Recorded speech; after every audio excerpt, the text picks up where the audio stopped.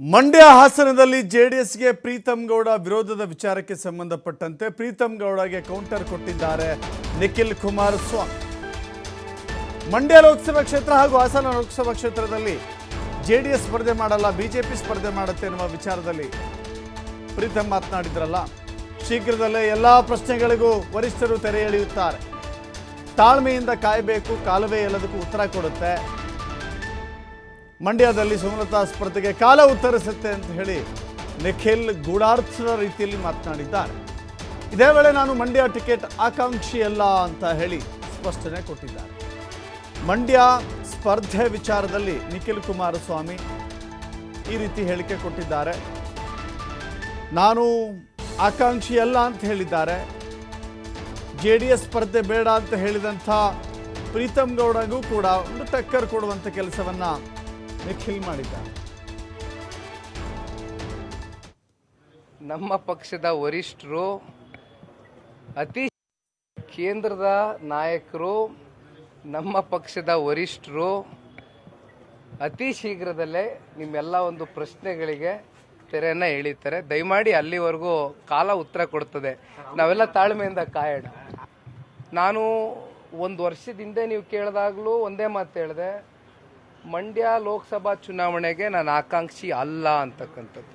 ಕೇಂದ್ರದ ಮತ್ತಷ್ಟು ಮಾಹಿತಿಯನ್ನು ರಾಕೇಶ್ ಕೊಡ್ತಾರೆ. ರಾಕೇಶ್, ಕಾಲ ಉತ್ತರಿಸುತ್ತೆ, ಕಾಲೆಳೆಯುತ್ತೆ, ಗೊತ್ತಿಲ್ಲ ಯಾರು ಕಾಲೆಳೆಯುತ್ತೆ ಅಂತ ಹೇಳಿ ಈ ನಿಖಿಲ್ ಕುಮಾರಸ್ವಾಮಿ ಅವರ ನಿಗೂಢಾರ್ಥ ಏನು ಅಂತ?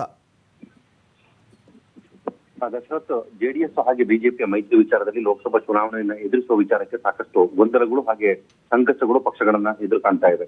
ಈಗಾಗಲೇ ಮೈತ್ರಿ ಪಕ್ಷದಲ್ಲಿ ಸೀಟು ಹಂಚಿಕೆ ಅಂದ್ರೆ ಹೊಂದಾಣಿಕೆ ಮತ್ತು ಹಂಚಿಕೆ ವಿಚಾರದಲ್ಲಿ ಸ್ಪಷ್ಟ ಮೂಡದಿದ್ರೂ ಕೂಡ ಜೆಡಿಎಸ್ ಒಂದಷ್ಟು ಸ್ಥಾನಗಳನ್ನ ಸ್ಪರ್ಧೆ ಮಾಡುವಂತ ಒಲವನ್ನು ವ್ಯಕ್ತಪಡಿಸಿದೆ. ಆದ್ರೆ ಅದಕ್ಕೆ ಬಿಜೆಪಿ ಕಡೆಯಿಂದ ಪ್ರತಿರೋಧ ವ್ಯಕ್ತವಾಗ್ತಾ ಇದೆ. ಕೇವಲ ಜೆಡಿಎಸ್ ನ ಕೆಲವೊಂದು ವಿಚಾರಗಳಲ್ಲಿನ ಪ್ರಾಬಲ್ಯಗಳನ್ನು ಗಮನದಲ್ಲಿಟ್ಟುಕೊಂಡು ಇಡೀ ಲೋಕಸಭಾ ಕ್ಷೇತ್ರವನ್ನು ಅವರಿಗೆ ಬಿಟ್ಟುಕೊಡೋದು ಸರಿಯಲ್ಲ ಅನ್ನುವಂತ ಮಾತನ್ನ ಬಿಜೆಪಿ ಪ್ರಮುಖರು ಹೇಳಿದ್ದಾರೆ.